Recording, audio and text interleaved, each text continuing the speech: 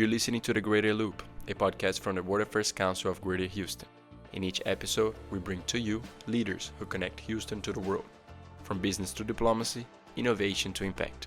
This is where global conversation begins. Let's get started. It's really an honor to introduce John Kelly, retired U.S. Navy Rear Admiral and veteran public affairs official with more than 3 decades of service. He most recently served as White House National Security Communications Advisor, coordinating national security messaging for the Biden administration. Previously, he was assistant to the Secretary of Defense for Public Affairs and the State Department's Assistant Secretary and Spokesperson for Public Affairs. A former Pentagon Press Secretary and Navy Chief of Information, Kirby also served as an adjunct lecturer at Georgetown University and a military and diplomatic analyst for CNN. He holds a BA in History from the University of South Florida and an MS in International Relations from Troy State University.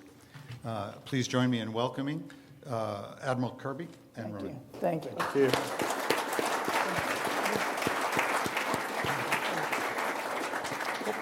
Thank you very much, Sonia, and thank you, Ken, for your many years of support. And even better, we're delighted to just recently have you as our new chairman. Thank you very much.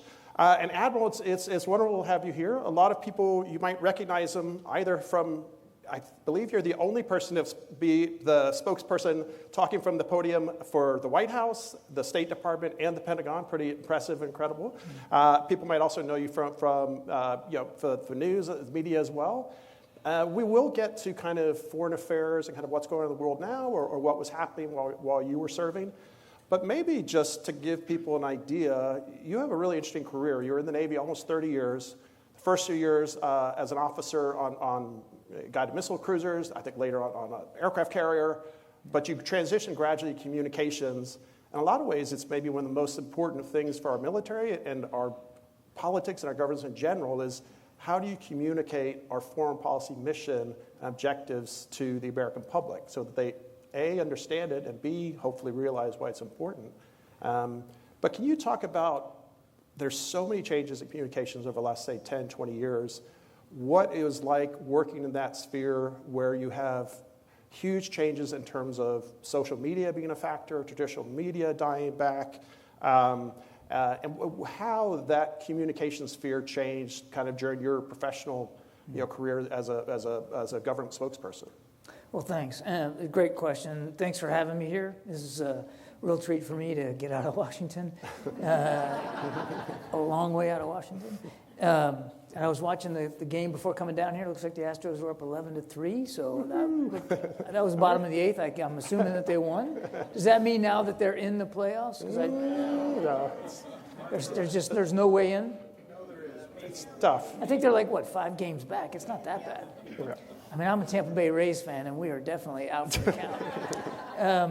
Anyway, it's great to be here. Thank you for letting me come and spend some time with you. Look, on the comms thing, I also need to make it clear that being a communications official was really the best decision that I never made. It was, yes, I did it for a long time, and I've been very fortunate to have some amazing opportunities, including at the White House.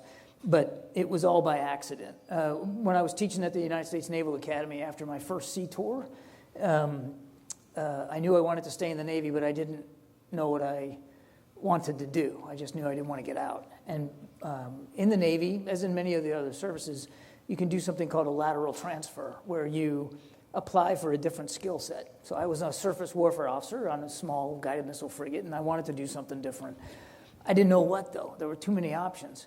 A buddy of mine I met at the Naval Academy, we're still very close. He very much felt the same way. We were having kids, and we wanted to do something different.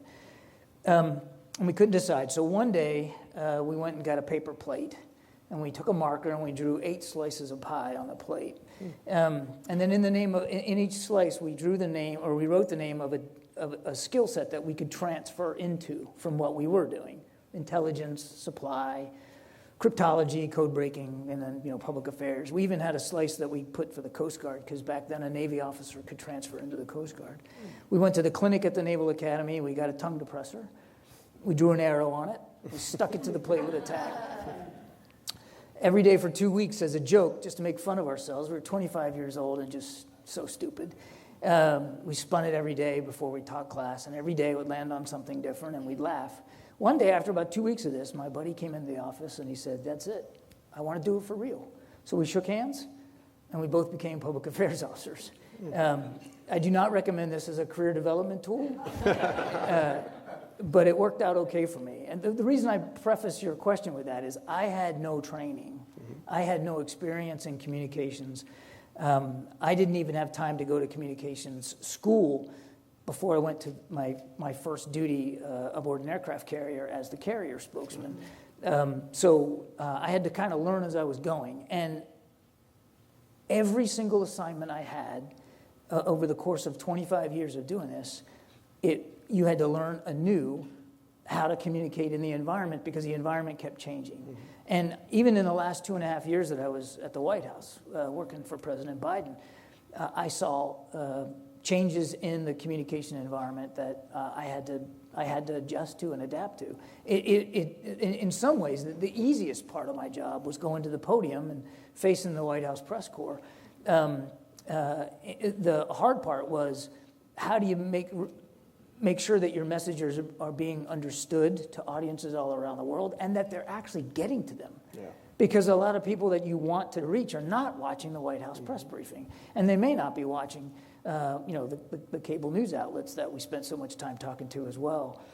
So it's a radically changing environment. It is more competitive. It is more democratic with a small d, meaning that the barrier to entry in the communications environment is much lower now. I read, I'm sure all of you guys have smartphones, right? How many of you, and I'm talking to the students now, you get your news and information from your phone, largely, or from a tablet? Yeah. Of the way you access it on a tablet, how many of you, raise your hands, how many of you get news and information from TikTok? Just one? You could be honest. Only one is willing to admit it? Okay. How many from Facebook? No? From X? No? Instagram? There we go. Yeah, the demographics of Facebook are definitely changing. I recognize it. It's a lot of old guys looking for their high school girlfriends. And she still won't friend me, by the way. But it's a radically different. I read there was a Pew Research poll just today that 1 in 5 adults in this country say they get their news and information from TikTok. That's how they're getting it. So if we aren't having those conversations in those spaces, and I mean conversation, then you're missing out. We live in what I call a post-audience world. That doesn't mean audiences aren't important. They're critically important. What I mean by that is, number one, audiences aren't interested in just being recipients of messaging. They want you to listen to their feedback. They want to be involved in the communication process. They don't want access to information. They want access to conversation. What worries me is increasingly, because social media is so popular, because the algorithms can silo the information you're getting, it's almost as if they don't want access to information, they want access to confirmation. They want information and news that makes them feel better about the way they voted or the way that they worship or the way that they view the world. And I think that's worrisome. And as a communicator, to break through that, to try to deliver messages to audiences that are, not because they're deliberately tuning me out, although even my mother at times tuned me out, but that isn't penetrating because the algorithm isn't letting it in. And that's something that we constantly struggle with. And I'd be the first to admit that I didn't always get it right. I'm an old guy and I'm not very technologically adept, but luckily we had some young people on the press team at the NSC that really worked this really hard. And I suppose maybe the other big challenge in terms of getting U.S. foreign policy objectives out there, whether it's President Bush or Obama or Trump or Biden, over the years, for instance, you were a naval officer during Desert Storm, the first Gulf War, for both Bush's, both President Bush's, time in office, obviously for 9/11, for Iraq, Afghanistan, an officer, through most of, it stayed in the Navy through most of Obama's 2 terms. Both of them. How difficult was it, I suppose, especially with Iraq and Afghanistan, say after 5, 6, 7, 8, 9, 10 years? You hear people say Americans are war weary. They don't want to listen anymore to what's happening in Afghanistan, what's happening in Iraq. How difficult was that to still try to make Americans understand why what happens in Iraq is important, why what happens in Afghanistan is important, and related to that, are you concerned now, for instance, we'll talk about later, but something similar to maybe happening with Ukraine? Yeah, look, I think war fatigue is a real thing, and no question that as the wars in Iraq and Afghanistan went on, certainly well past a decade, the American people around the world became less interested in what was happening on the ground on a daily basis. What we tried to do, it was, at least what I felt my obligation was at the Pentagon and working for Admiral Mullen, the chairman of the Joint Chiefs at the time, was to answer to the public for what we were doing and why we were doing it, not to try to change their views or to drum up support. That wasn't our role in the military. Our role was to execute the policy that, in this case, 2 commanders-in-chief had delegated to us. And so we felt, Admiral Mullen and I felt, was our obligation to explain and to articulate. And so we traveled there quite a bit. We always took press with us on the plane. He made time to speak to them. We also, and I can't take credit for this because it was decided in the Bush administration, to embed reporters in units so that they would go through some basic military training so that they understood basic battlefield safety. And then they would be attached to units, sometimes at very low levels, even at the platoon and company level, on the ground in Iraq and Afghanistan, where they could report what they saw on a daily basis. And I think that was a brilliant move by the Bush administration. And we kept it going for a long time. We only stopped embedding when our force levels got to a point in both countries where we couldn't support the infrastructure. It just wasn't there to support keeping reporters in country for a long period of time. But I think it was not that you ever want a country to go to war for that long. But I think it was a lesson I hope that we don't forget. God forbid if we ever find ourselves in a situation like that again, because the military-media relationship had been in tatters after Vietnam. Yeah. And it didn't radically improve because of Desert Storm, and Desert Storm was a very short war. These 2 wars were very long, and the United States of America has never been at war that long. And the United States military hasn't been at war that long with an all-volunteer force, no draft. It's remarkable, and someday maybe I hope historians will write about the way the American people stepped up, the way our young men and women in this country stepped up and volunteered to fight these wars, even to the point where in the last few years, like in Afghanistan, I mean, the young men and women fighting there weren't even alive on 9/11, and yet they still went. It's just remarkable. But it wasn't for us about trying to inject, popular support so much as looking for ways to articulate and explain what we were doing and why we were doing it. And the best way to do that is open, honest scrutiny by an independent press that are there on the ground with you, that have the ability to ask you the tough questions in the moment on the battlefield. I think that went a long way to helping the military's credibility in what we were doing. It also, back to the military-media relationship, it also forged relationships between reporters and soldiers and Marines at various levels in the chain of command. And so, because these wars went on so long, these captains and majors who had reporters embedded in their unit in Afghanistan, they became colonels and generals. And they still had those relationships with those reporters. And it did a lot to help the military writ large, that those relationships stayed healthy going. That doesn't mean you have to agree with everything that's covered, but those relationships made a big difference. And what I worry about now, and this has nothing to do with where we are today. That I was worried about this when I was at the Pentagon in the first 2 years of first year and a half of the Biden administration. When I came back into public service, I was worried that the military-media relationship was beginning to fray. And part of it was we weren't embedding anymore. Again, I don't want to be at war. That's not my point. But those relationships weren't being nurtured. They weren't being gardened. They weren't being fed.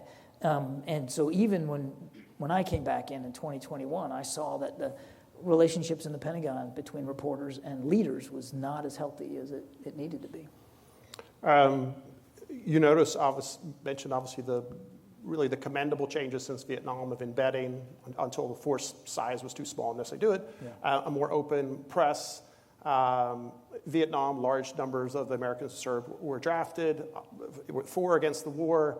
Obviously, a very large percentage of the population is impacted, and therefore paying attention to what's happened, has a very vested interest in it.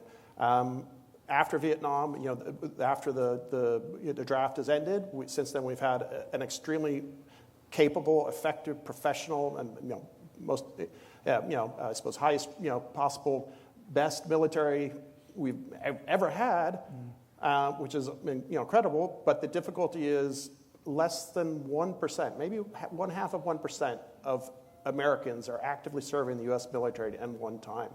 As compared to Vietnam or World War II, is there also the difficulty not just of people not liking what's happening in Iraq or Afghanistan, but people not caring because they're not involved. They don't have a family member who's in the Marines. They don't have a family member who's in the Army or in the Navy. I mean, was that an issue too, that we've kind of such a small percentage of our country is actually carrying the burden? Yeah, I think that is a legitimate worry, and I know we spent a lot of time thinking about it when when I was in uniform and when I was working again on the Joint Staff. There's a couple of things at work here. I mean, number one is you're right; it's an all-volunteer force, so the burden of serving does fall on only those who are willing to raise their right hand and do it, and who qualify, obviously. And what I worry about is that it has become a bit of a family business. Mm-hmm. If you were to, how many have served here in the military? Yeah. How many of you who just raised your hand had somebody else in your family that served? Yeah. I mean, if you were to walk through the halls of the Pentagon today, and you randomly pick 10 people in uniform and just stop them and ask them, I guarantee you, 9 out of the 10, if not all 10, would tell you that they also had a family member who served that inspired them or influenced their decision to serve. And I'd say more than half of those 10 would tell you they also had like a sibling or a cousin who was currently serving. It has become a bit of a family business. I mean, my grandfather served on a battleship in World War I. My father was on an aircraft carrier during the 1950s. I come from a big Irish Catholic family, 6 kids, 5 boys. Dad made all of us join. He said, you live in the greatest country in the world, you're going to pay it back. So even though Nixon got rid of the draft, in my family there was conscription. And you were, by God, going to go. All my brothers served, all of us did. I'm the only one that stayed in and made it a career, but I met a beautiful woman at Officer Candidate School who was a naval officer, and we got married. My daughter married a naval officer. They're down in Virginia Beach right now. He's on a destroyer squadron staff. My son enlisted and then became an officer in the United States Navy. Nobody cheers for West Point football in our house. Just saying that right out. But the Kirby family is not unique, and that's what worries me. And if we're not careful at trying to bridge there is a gap between the American people and the military. If we don't try to bridge that gap constantly, it'll just keep growing. And before you know it, the military will be a Spartan class, right? It'll just be something separate and distinct that you don't even think about anymore. And that's not good for the military either, because it's too easy when you're living on base, going to shopping at the commissary, getting your medical care on the base clinic, to just live in your own little bubble too, and begin to think that you are something different than the rest of the American people. That's not healthy for those in uniform. So, I mean, whenever I talk to vets groups, and I try to do that as often as I can, I implore them as a communicator, tell your story, be a part. They are, many of them, they're obviously a part of their communities. They're coaches, they're teachers, they're preachers. They are a part of their community, but they are reticent sometimes to talk about their experiences and to share what they have done. Where's Bob? Where's he? Bob Gomel? Yeah, it's right there. Yeah, there he is. Okay. Just met him out in the hallway. Flew fighter jets in the Korean War. I mean, and I talked to you for 5 minutes, but what an amazing story. F9, F-5. Sorry, still a fighter jet. But I mean, I would love to just camp out one day and just listen to you talk about what you did, and I'll bet you there are amazing stories. And I bet you probably don't talk about it a lot because your generation doesn't do that. And the young generation coming out of Iraq and Afghanistan, they have seen things, they have done things, they know things, they feel things that they're still grappling with. And even those who didn't come back physically wounded came back with invisible wounds of war that they're grappling with. And it's hard for them to open up.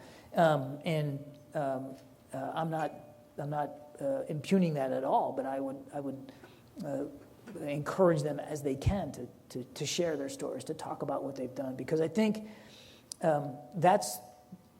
it's a simple way, but it's a good way to try to bridge that gap between the American people and the military and the veteran community. Because as a famous Vietnam War correspondent once wrote, all war stories are nothing more than human stories. Mm-hmm. They're just about people making mistakes, people doing brave things, people enduring unspeakable tragedy and coming out on the other end. And those are the kinds of stories that I think inspire, and we all need to hear them.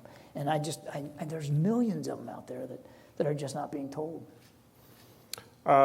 You touched upon Iraq and Afghanistan. I won't necessarily get into whether people agree or disagree with President Trump made the negotiation with the Taliban for the withdrawal. President Biden, it was his decision to follow through with that withdrawal.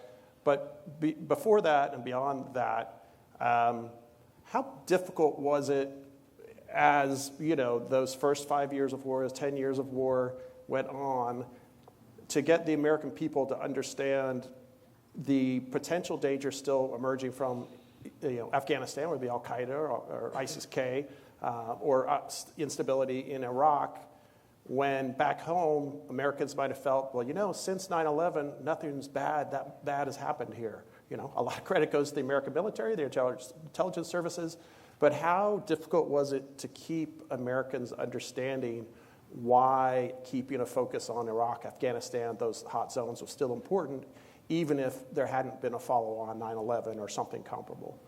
Yeah, that's a challenge. I mean, because the threat was still real, particularly as Al-Qaeda morphed into ISIS and other groups, Al-Shabaab. And so the Al-Qaeda threat specifically diminished, certainly after bin Laden was killed. But that didn't mean that those terrorist groups and the threat that they posed as they spun off and became something different was any less. Now, there was a big spike in interest in 2014 when ISIS came on the scene in Iraq and Syria, and this wasn't Al-Qaeda. I mean, these guys weren't just radical ideologues. They were after territory. I mean, they were not just after what's between your ears. They were after ground. They wanted to create a caliphate, and so it was a completely new terrorist threat that we had not faced before. And we still have troops, as we speak, in Iraq and in Syria that are going after that threat. It's still there, and yes, it is sometimes difficult to make people understand the reality of that threat when it's not facing them every day. When they're not seeing it on the news, when they're not feeling it at home, that doesn't mean it's not still there. And so part of my job, I always felt, was doing the best I could to tell those stories and to provide the media access that was required to improve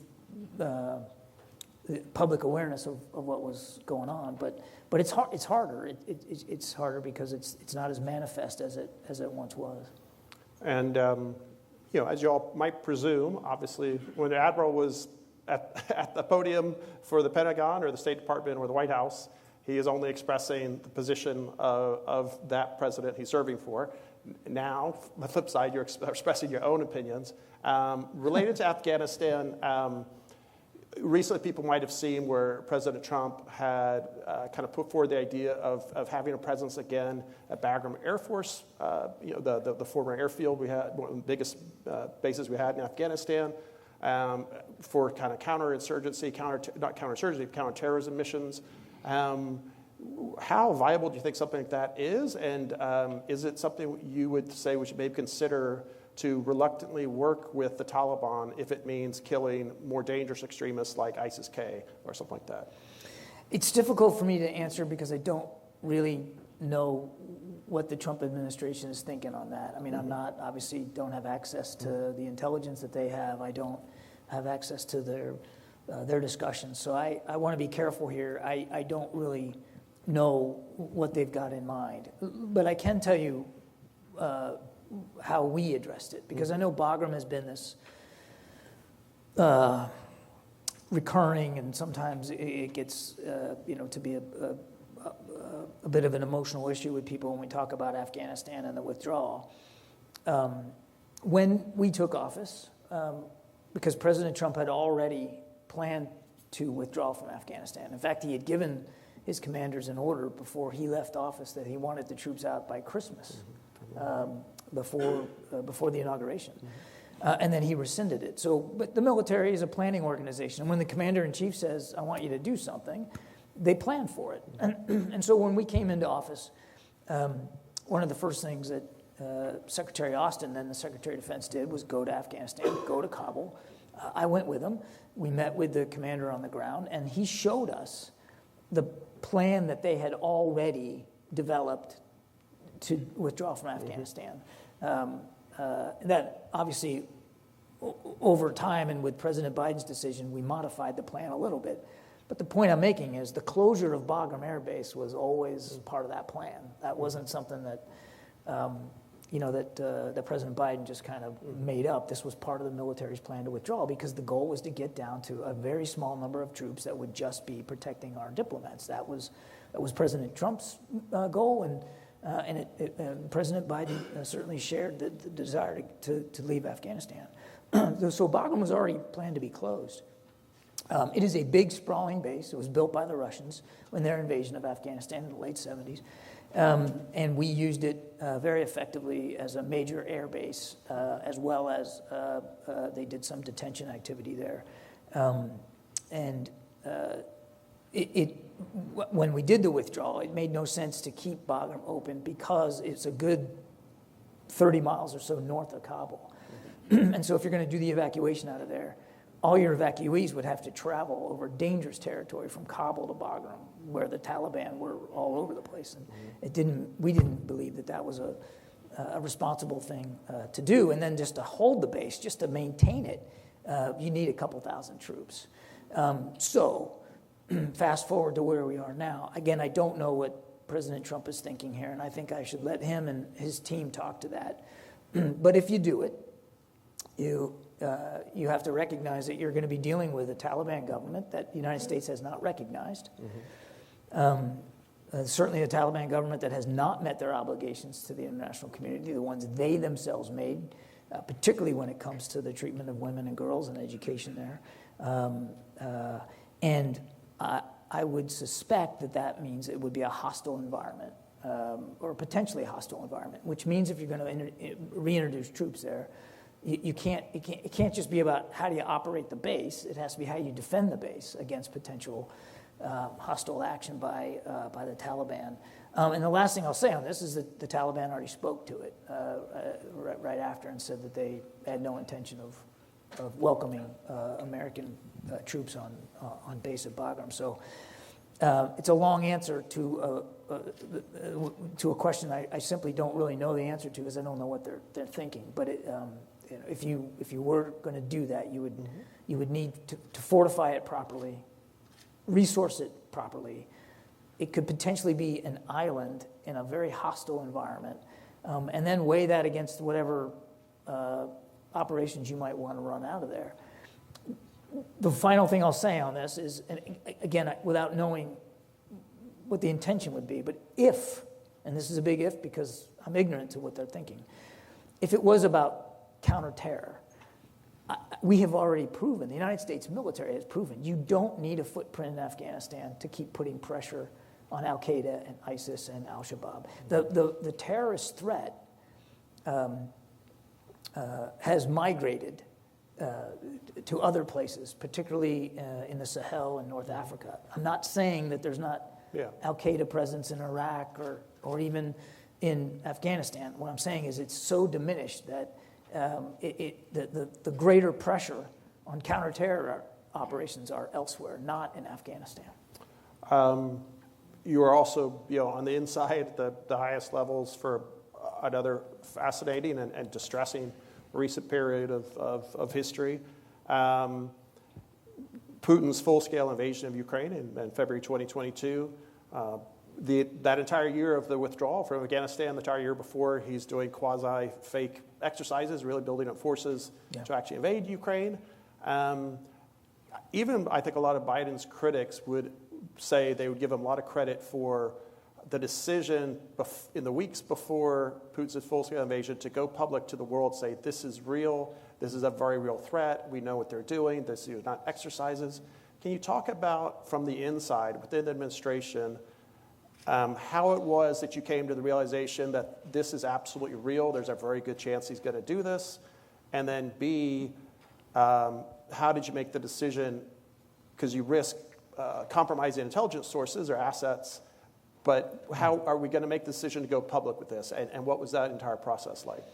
Yeah, so we started seeing what Putin was doing in the summer of 2022, moving units there and the saber rattling, and we were watching that closely. We were in touch with our Russian counterparts. Secretary Austin was in touch with his, trying to sort of put them on the spot about what they were doing, but the intelligence just kept showing build up and build up and build up, to the point where in late January or so, it was pretty obvious that this was not training. First of all, they weren't doing training. I mean, they were in camps all around that border to the east, across from the Donbass, as well as all the way to the northeast of Ukraine and even to the north into Belarus. They were all along that arc, and they were amassing in such numbers and in such capability and not doing any exercises. It was clear they were preparing for something. And then we start seeing field hospitals get built. Then you start seeing blood get delivered to these field hospitals. And I'm sorry, I mean, those of you who've been in the military, when you do exercises, I mean, you're not building field hospitals and packing in plasma, right? I mean, it's clear that what they're doing. And we called them on it. They, of course, denied it because that's what the Russians do. And then we obviously shared everything that we were getting. And the Brits also had a very good intelligence program of their own. And they were sharing it with the Ukrainians and sharing it with us. And there was a lot of collaboration so that we all had the same sight picture about what was happening. And then in late January, we got intelligence that Putin was going to try to create a pretext for invading. Again, he's saying these troops are there. Like, I can move troops. I'm the commander-in-chief. I can move them inside my country wherever I want. They're not on Ukrainian soil. Leave me alone, right? But we got intelligence that he was going to create a pretext for invasion by staging a fake video of a Ukrainian terrorist attack. The Ukrainians weren't threatening anybody, and it's not a terrorist state. But that's what he was claiming. And he was going to literally hire actors to pose as mourners and stage this scene. And we even had the intelligence that he was going to empty mortuaries of corpses and throw them on the ground so that it looks like that they were killed in this attack. And Jake Sullivan, our national security advisor, working with the intelligence community, we believed that it was important to lay that out publicly. And so he got the intelligence declassified. They created a script for it, and it was given to me at the Pentagon, and it was given to my counterpart at the State Department, Ned Price, and both of us on the same day went to our respective podiums and laid this out for the press corps and for the public, that this is exactly what we think he's going to do, and he may do it in a couple of weeks.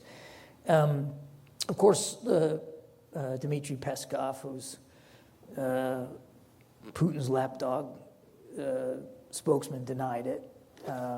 But we believe that it threw them off. They weren't expecting that. They didn't know that we knew about it. And I don't think they expected us to go ahead and make it public. And we think it threw off his timing, at least by a couple of weeks. Now, he still created that pretext. He still claimed an attack on a Russian official in the Donbass as his excuse for him to go in there. But so it slowed him down. It didn't deter him, but it definitely got inside their decision-making loop. And we did it time and time again after that, this idea of what we called strategic downgrades. It was a valuable lesson that I hope we never unlearn. I don't know if the Trump administration is doing it. We did it quite a bit. In fact, Mr. Sullivan had a whole process in place, a whole set of criteria by which intelligence should be looked at for downgrading and being made public. It had to meet certain objectives. But if he agreed, then he would ask the intelligence community to go take a look at it and see if they could declassify it without violating sources and methods, without shutting off any further avenues of collection. And then if the answer was yes, then a script would be put together, and then I would be dispatched to go make it public. And I mean, it was a powerful tool that I don't think we ever really thought about using before. There's an old saw, I think it's attributable to Mark Twain, that a lie can travel halfway around the world while the truth is still tying on its shoes. Well, today, information is moving so fast, you can't even get your shoes out of the closet, right? You can beat a lie to the punch if you know it's coming. Okay. And so we did it. Sometimes it wasn't even lies or disinformation that we made public. It was information that we knew an adversary or an opponent was thinking about doing. I'll give you another great example of this. It's a long answer, but... It's a good answer. You got me all lathered up on this. So in the August of 22, then Speaker of the House Nancy Pelosi was planning a trip to Taiwan. And it was a controversial visit. Even here at home, it was controversial. But she's a Speaker of the House, and she's entitled to travel where she wants to go, and she wanted to go to Taiwan. And the Chinese, certainly expectedly, they had a very negative reaction to this. And over a period of weeks, we gathered intelligence about how the Chinese military, the PLA, was going to respond to a visit by Nancy Pelosi to Taiwan. And it included missile launches, naval exercises closer to the island than ever before, cross-strait air activity, even cyber activity, and certainly propaganda that they were going to put out there. Mr. Sullivan ran the process, worked with the intelligence community, and they created a script. And I went to the White House briefing room and laid it all out for everybody, that if the Speaker continues with her trip plans, this is what we expect the Chinese to do. And I went chapter and verse, right down the list. Now, did that stop the Chinese from doing those things? No, they still did those things. And certainly it was unsettling for the people of Taiwan. Certainly it was unsettling in the Indo-Pacific because of the aggressiveness with which they responded. But the shock value that they were trying to get out of that was gone because I took it away from them. And the international community joined in pre-condemning those actions before they even did them. Yeah. Other nations were like, hey, you shouldn't do this. You shouldn't raise the temperature. It's a powerful tool, this idea of declassifying what we call strategic downgrades. And again, I hope it's something we never unlearn. The last thing I'll say on this, I'd been a communicator, again, 35 years total. I have never seen the cooperation with the intelligence community across themselves, but also with us in the communications business, better or stronger or deeper than it was in those last 2.5 years while I was working at the White House. Just an incredible understanding between both of us of what our equities were, what our abilities were, what our challenges were, but also to try to get to yes and to try to find a way to get in front of these lies and to beat back the disinformation before it actually happens. And maybe I'll just follow up to what you're mentioning, and I'm sure we'll get to other topics like Iran and the audience questions. I'll get to those in just a moment. But maybe just a follow up to, obviously, China. Russia is a dire concern, but China is by far the absolute biggest, most dynamic concern to the United States militarily, politically, influential, economically, that we face for many years to come. You mentioned, obviously, you all probably made things difficult and maybe weren't happy when Speaker Pelosi went to Taiwan. But can you also talk about President Biden's stance on Taiwan? And just for the audience to kind of know, essentially since the 70s, most Republican or Democratic presidents have taken a position we call strategic ambiguity. We won't definitively say we will definitively defend Taiwan if it is attacked. We will not say yes or no. And in some ways, it's seen as beneficial that the Chinese don't know our goals there. But Biden seemed to kind of go beyond that threshold 2 or 3 times, and maybe put you in a difficult spot. One time in particular, I think he said, "We will help defend Taiwan." What was that like? And had the policy actually changed, or had he just kind of gotten ahead of his skis or something like that? No, we made it clear that the policy had not changed, but that the president was speaking from the heart. I mean, if you know Joe Biden, he's pretty genuine, he's pretty authentic, and he's unafraid to speak his mind. And in this case, he believed he was referring to a hypothetical question, and so he gave a hypothetical answer. But he followed it up shortly thereafter and said he wasn't changing the policy. Look, now I'll speak for myself because I'm allowed to. I think it was good that he did it that way. I think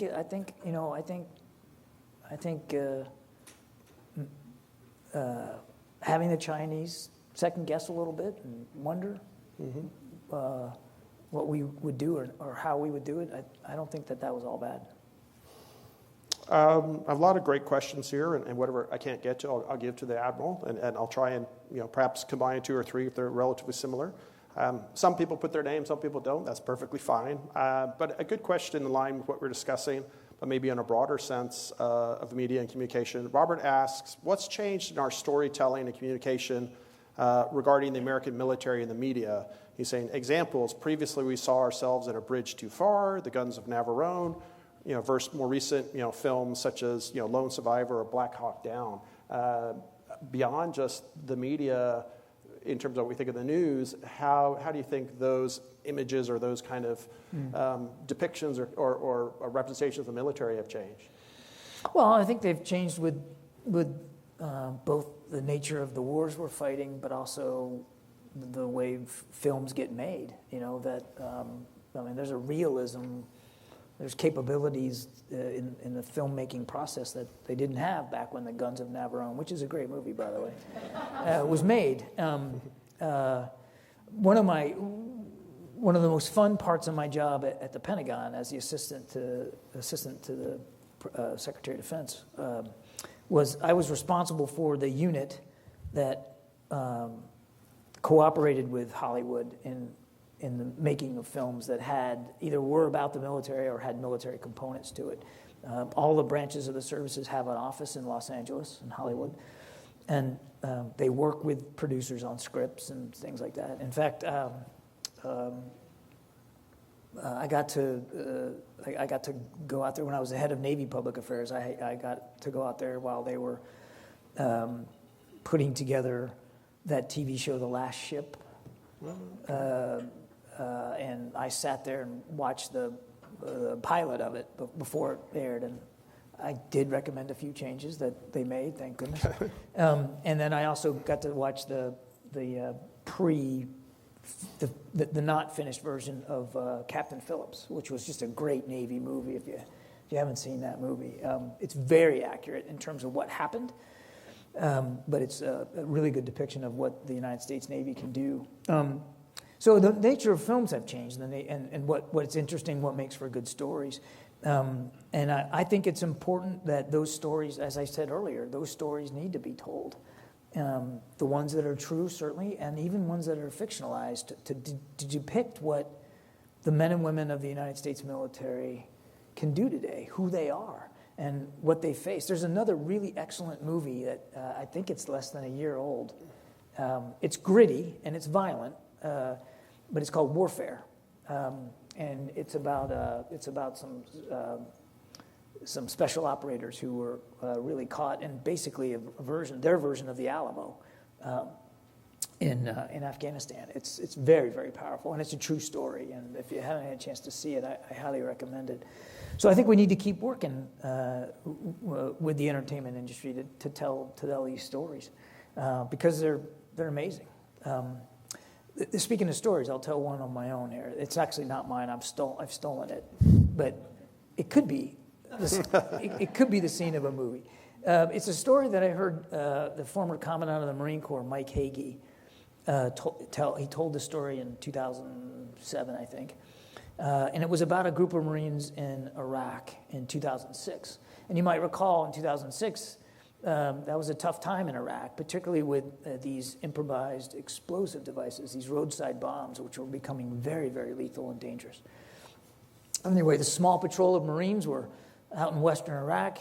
They come over a sand berm and they look down, and there's a road below them, and next to the road is 3 guys digging a hole, and next to the 3 guys digging a hole is a little cart driven by a donkey.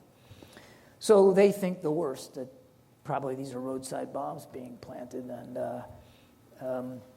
so they do what Marines do best. They fan out, they approach. Unfortunately, these would-be bombers see the Marines coming, and they take off. So the Marines go to the site, and they investigate, and sure enough, these guys were, in fact, preparing to bury IEDs, roadside bombs. The Marines safely exploited all the material there, collected it, got it ready to bring back to base so that it couldn't be used to harm anybody. And at one point while they're doing this, a young sergeant walks over to the donkey, and he unhitches it, and the donkey trots off. The Marines follow the donkey.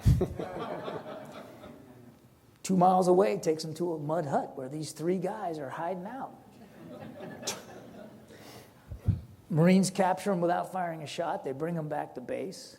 They get back to base, and some senior officer's just delighted. They got all this bomb material that they can exploit for intelligence, see how they're being made and all that kind of stuff, so they can disrupt future threats. And then they got the actual bombers that they can interrogate.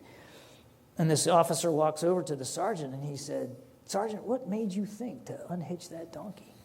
And he said, "Sir, I grew up on a farm. I enlisted at 17. I've been following jackasses my whole life." That is a great story. I don't even know if it's true, but it should be true.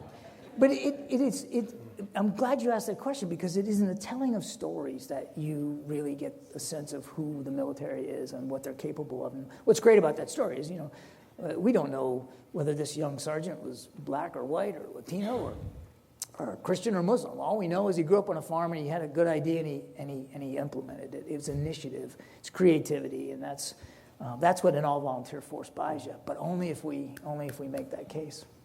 and I believe he's still there, related to Commandant Hagee, so basically the commander of the Marines. After he retired, he is now, I believe, in Fredericksburg. Maybe you'll get a chance to go. It's incredible. It's a great museum. It's a smaller museum, but the U.S. National Museum for the War in the Pacific is in Fredericksburg. Okay. And I believe he's the director there now, I believe. I did not but know I would just say it's a just great, small museum. You might wonder, why is it, 100 miles away from the coast? It's because Admiral Nimitz is from Fredericksburg. So that's, I believe, why it's there. But just to kind of follow up on something we kind of opened with, and just good questions about, communicating in general. And like I said, I'll kind of try to combine some of these. Goldia asks about bridging the gap. Looking around the room, there aren't many youth here. We're extremely grateful for the students from Sam Houston State, from Eric Tanner from Conroe ISD, one of the schools who are here. But she says, if the news is being spread on social media, is the government doing a good enough job to have a presence on social media? And then kind of related to that, they didn't put a name, but someone says, how do you see the White House changing to communicate better with younger generations? You guys should answer that one. Yeah. What do you think? Is the government doing a good job on social media? Who said that? Truth Social. He's tweeting every day. He is. So that's our social media. That's your social media. True Social. Yeah. Yeah. What do you guys think? You agree? Come on, don't be bashful. It's not church. Yeah.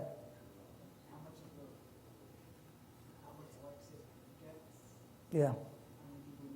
Yeah. Yeah. I mean, I can't speak for every agency in the government, but certainly at the White House, Pentagon, State Department, the agencies all have pretty robust social media presence.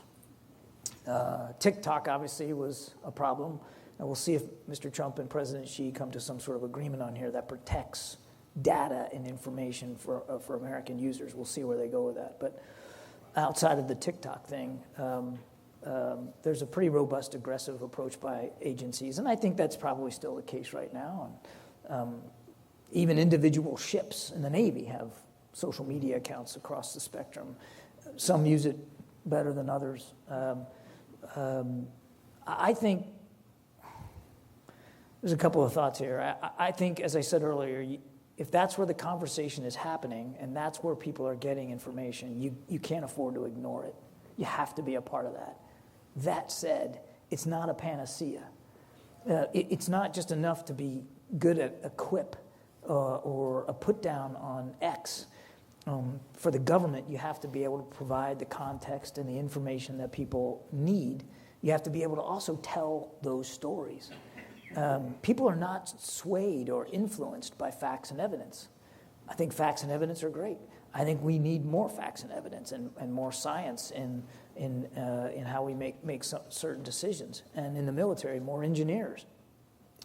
But unless you can tie the facts and evidence to real people and the impact that these decisions are having on their lives, it's very, very difficult to break through the noise that is so prevalent on social media. So it's good to have accounts out there to be able to set the record straight on things. But unless you tell a better story like the Marines do, it's going to be hard to break through. I would also say, and to the young man's point about True Social, I actually agree with him. If you think about commanders-in-chief, presidents, at least relatively modern presidents, the ones that were the best communicators were the ones that mastered the communication technology of their time. Abraham Lincoln mastered the use of the telegraph. He couldn't get on Air Force One and fly to Peoria to give a speech, but he could send it by telegraph to a professional speech reader and have that person deliver the speech on his behalf. And he did that. Of course, he kept in touch with his generals in the war through telegraph, through the telegraph, but he mastered the use of the telegraph. Theodore Roosevelt mastered the use of photography. I mean, if we all think about Teddy, what do we think about? We think of San Juan Hill. We think of that picture of him in the bulldozer at the Panama Canal. He had a photographer go with him everywhere. And he wasn't shy about putting his image out there in photography. Of course, FDR, we always think about radio. Radio was the up-and-coming technology, and FDR did a great job at radio with that beautiful baritone voice of his and those fireside chats. John F. Kennedy in the live television press conference. I mean, we never had a president that was live on TV before Kennedy, and he understood the power of it and used it very, very effectively. In fact, if you're a Kennedy fan, and I am, my initials are JFK because my dad. I was named for an Irish uncle my father did not like, but he was agreed to the name because I'd have the same initials as President Kennedy. If you go on YouTube and just Google Kennedy press conferences, there's some great clips of him he was a natural at it. And then, of course, Reagan and live set-piece speeches. I mean, I could go on and on. Well, you know what? Donald Trump has mastered the technology of his time, which is social media. It is how people are getting information. It's how they're getting context. And he knows how to play in that world in ways that no other commander-in-chief has ever done. So I do think whatever side of the aisle you're on, however you vote, if you're going to be in government, you got to learn that space and learn how to use it effectively. I know you can just do a few more, but I know we've got to wrap it up. I'm your guest. I'll stay here as long as you want. Thank you very much. Another fascinating thing I would say about Teddy Roosevelt is I believe his total amount of time on the ground in Cuba was less than 48 hours. Yeah. Which is, but he brought his own press with him. He knew, I'm not taking away from his courage or anything like that, but he knew how to reach the people. On the flight here, I'm reading a book about Harry Truman. Actually, Harry Truman wrote his memoirs, but then 10 years after he left office, so 1960 or so, he wrote a book called Mr. Citizen. I'm halfway through it. It's a great book if you like Harry Truman. But he has in the middle of the book with all the photographs, he's got a photograph of him doing his farewell speech. I'm sorry, farewell speech at his library in Independence, Missouri. And behind him you can just see the bottom of the painting of Teddy Roosevelt charging up San Juan Hill on a horse. But in the caption of the photograph, Truman writes, oh, by the way, Teddy went up on foot. He was good at pictures. A question here, just for the audience to know. Jennifer asks, what can you share about Austin Tice, a Marine and journalist from Houston, who was taken hostage, sadly, over 12 years ago in Syria. A Marine. He was, I think, in law school at Georgetown. He was freelance journalist with the Washington Post. Yeah. Sadly, even with the collapse of the Assad regime, there's no resolution. You're not in government now, but do you know anything you could say on it? I mean, all I can tell you is what we knew when I left office. I have no idea if any more information has come to light since January 20th, but we did not have definitive information about his whereabouts or his condition, and we tried very hard to keep the family informed at every turn, but we had nothing conclusive that we could point to give them a solid answer. It's very, very sad, very sad. And just again, as you said, you are not currently in the government, so can't give an insider's opinion on any of this, but multiple questions relating to the Defense Department now and the current Secretary of Defense.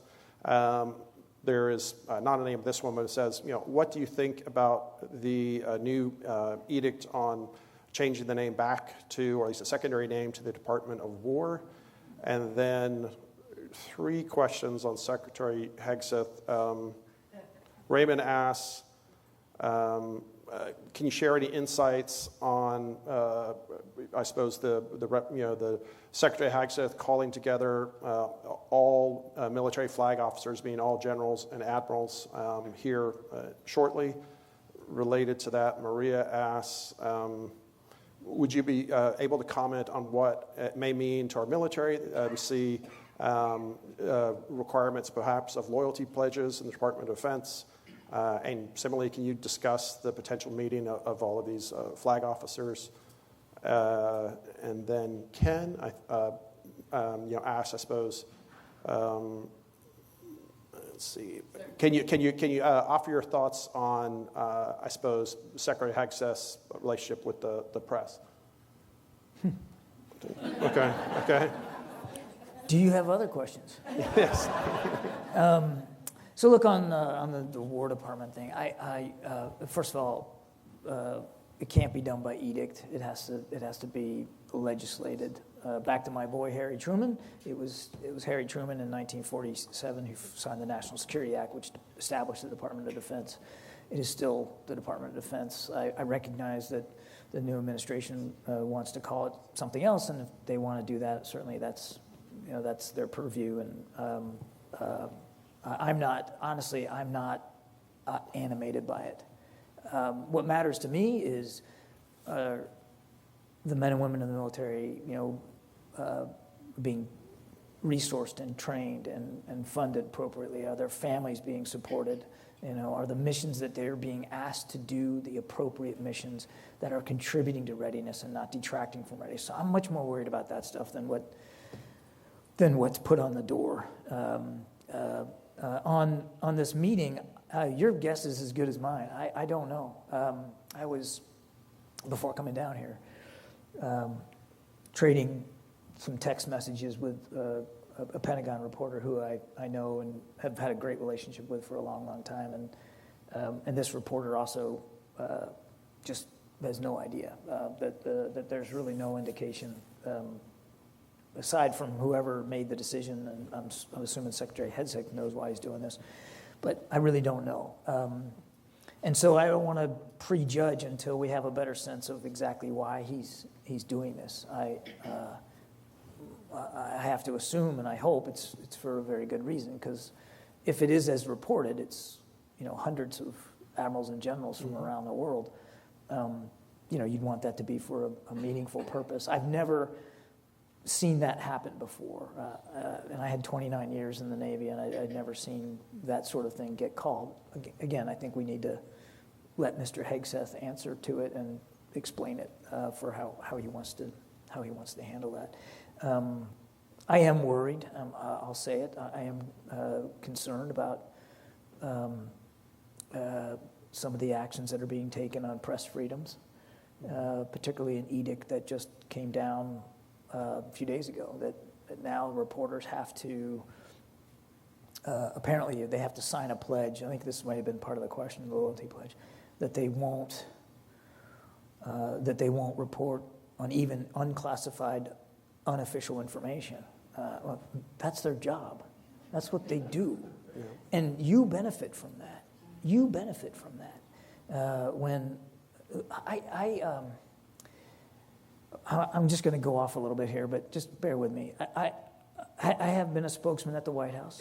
I've been a spokesman at the State Department, and I've been the Pentagon press secretary twice, actually 2.5 times. And there's no other federal building where until lately the press corps had the free access that they had previously enjoyed at the Pentagon. No other building lets them do that. And you would think of all the places in Washington, why would the press be allowed to roam around the Pentagon? Because it makes better reporting. It serves the American people better. They're not getting into classified spaces. They can't knock on the door and just go into a secure facility or the command center. But they can have conversations. They can build and nurture these relationships. And again, I'm not going to, they should speak, this team ought to speak to why they're doing what they're doing. But it is self-defeating to not provide as much access as possible to the Pentagon press corps. You're actually hurting yourself, because if they understand an issue better and they have the context, their reporting will be more accurate. Not only will you be served well, but the military will be served well by that. That's why the embedding process was so incredibly valuable. Those reporters were on the front lines with soldiers and Marines in battle, and they could see for themselves how brave and how disciplined these troops were and what they were doing. That makes for better contextual reporting and better stories, and so I feel like it's deeply concerning to me, and not only is it egregiously unfair, it is, in my view, self-defeating to the extreme. And before we conclude, just might just mention again some of our upcoming events the next 2 or so weeks. Sandia mentioned the institute classes we have, which will start next week. What really makes them fun and interesting is the guest speakers we have. We'll have 7 classes in a row, and the 2 former ambassadors, have analysts, a unique variety of people, sometimes intelligence backgrounds.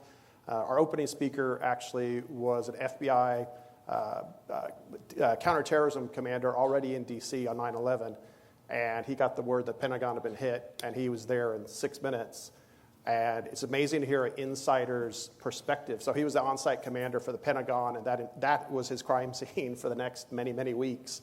How even at his level, they didn't even realize, they initially thought it had been a huge truck bomb. But fascinating story, just kind of, how that changed the FBI, changed the, entire defense posture, military posture, intelligence posture. He'll be a great, interesting opening speaker. As Sandia mentioned, on Tuesdays, October 7th, we'll host former CIA director and former Secretary of State Mike Pompeo. And October 13th, again, we'll be hosting John Sherman, who is now the dean of the Bush School of Public Policy at Texas A&M. But what he's probably best known for, and he's one of those people who will probably talk about a lot of things that I will have a hard time understanding, but his last 2 positions in the government, he's 30 years in intelligence and the Defense Department. He was the Chief Information Officer for the U.S. intelligence community, and before that, he was the Chief Information Officer for the U.S. Department of Defense. So he's going to talk about how AI, cyber threats, quantum computing, all of those are changing intelligence and national security issues. And this is a good question from one of our great teachers, Eric Tanner over there. Always good to have you. As the man who had to deliver the news to the media and the public, how much input did you have in what was being reported or what wasn't? And then kind of maybe just a closing note. Is there anything, maybe we touched upon it, or maybe you want to kind of flush it out some more. Is there any last thing you'd like the audience to leave in terms of what you personally see as the biggest concern for U.S. going forward? What was the first part? The first part, the first part is as within the administrations, were you involved, or were you able to give much input into either how a policy was created or the message? Obviously, what's the message is being crafted to put out there? How much input would you have had? And then a kind of conclusion, kind of what I don't want to say what keeps you up at night, but I mean, what would you like American people to kind of think about or focus on? What keeps me up right now are my wife's 2 cats and my 62-year-old prostate.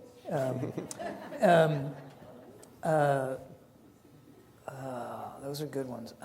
On the policy, I was not a policy maker, and obviously I wasn't a policy decider.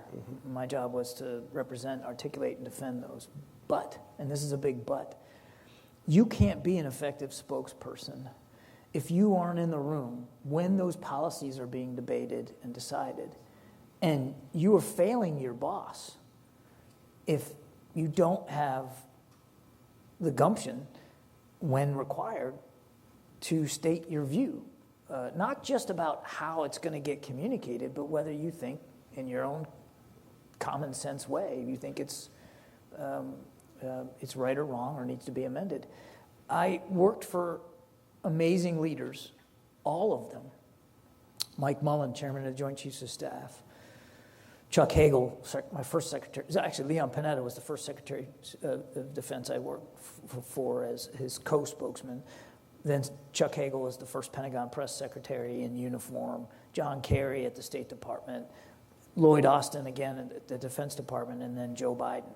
Every single one expected me to be in the room when big decisions were being made, and expected me to say something if I felt I needed to say something. And in fact, President Biden it was very common. I mean, I had to make sure when I went into a meeting with him that I had thought through everything, because it was not uncommon for him to look at me and just say, what do you think? Even if I, didn't feel like I needed to inject myself, he wanted to know what I thought. That's just his leadership style. So a good spokesman has got to be willing to be a part of those policy discussions. Obviously, I'm not a Middle East expert. I'm not a Ukraine expert. So, if you're going to chime in, you need to respect your own level of expertise. But because these leaders all knew, back to the young man who talked about True Social, I mean, these leaders all knew that the policy-making decision, the policy-making process and the communication process has to work hand in hand. They have to go together. And sometimes the communications, the narrative, the story you tell is in fact the policy. And so they're almost inseparable. And if you don't have your spokespeople in the room when these decisions are being made, then you're just going to be playing catch up. You're in this information environment we've been talking about today, moving at the speed of X, right?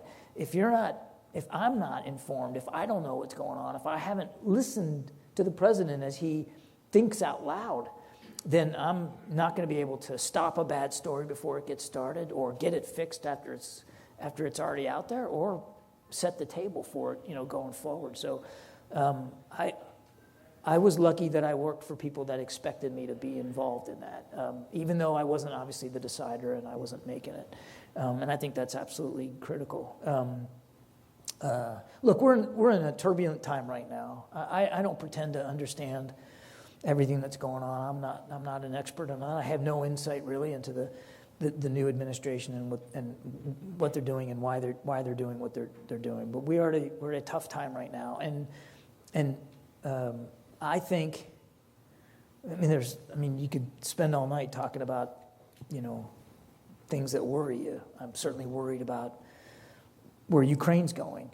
I was glad to hear President Trump make comments in New York that he thinks the Ukrainians can take their territory back. That's a reversal, but it's a welcome one, and I'm glad that he sees that, and I hope that it's followed up by policies that help the Ukrainians take back that territory, that put pressure on Russia. I'm certainly worried about where things are going in the Indo-Pacific, but specifically with Taiwan, and what the new normal that the Chinese have set for their activities and their aggressive activities in the Indo-Pacific. I'm worried about AI, as I think we probably all are.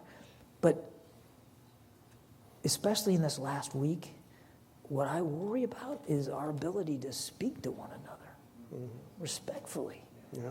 I mean, there just should be no place for the violence that we're seeing, and no place for the finger pointing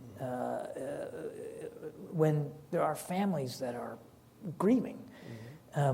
We should be, I'd like to think that that all of us, no matter how we vote, would take a look at this and say, man, we got to be better than this. We got to get back to a place where your political opponent is not your enemy, where somebody who votes different than you, or looks different than you, or worships different than you, is still seen as a human being of worth and value and deserving of respect and dignity and kindness.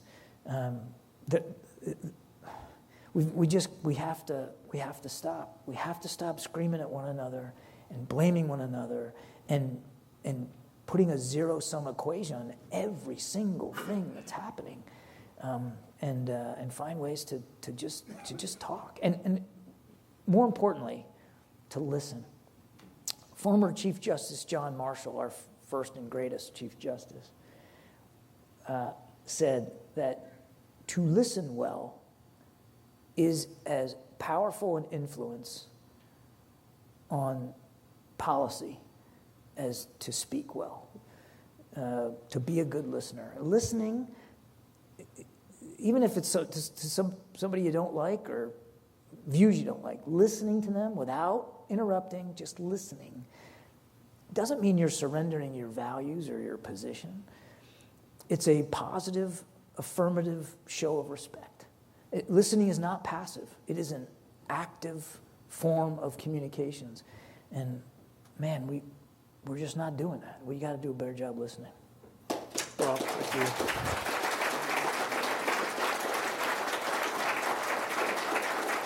And I couldn't concur with you more, and I suppose as a nonpartisan organization, that's what we try and hope to do, and bring in plenty of Democrats and Republicans and different perspectives, but hopefully everyone listens to different perspectives and chats with their friends who are conservative or Democrats or liberals or Republicans. And I want to say that's, I think, a perfect way to end all of this, and I think is really what's needed in the country right now.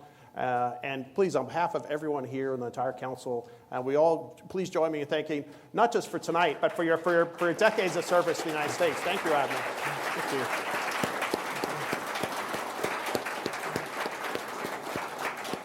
Thank you. Thank you. Thanks, that was awesome. Yeah. Oh, especially.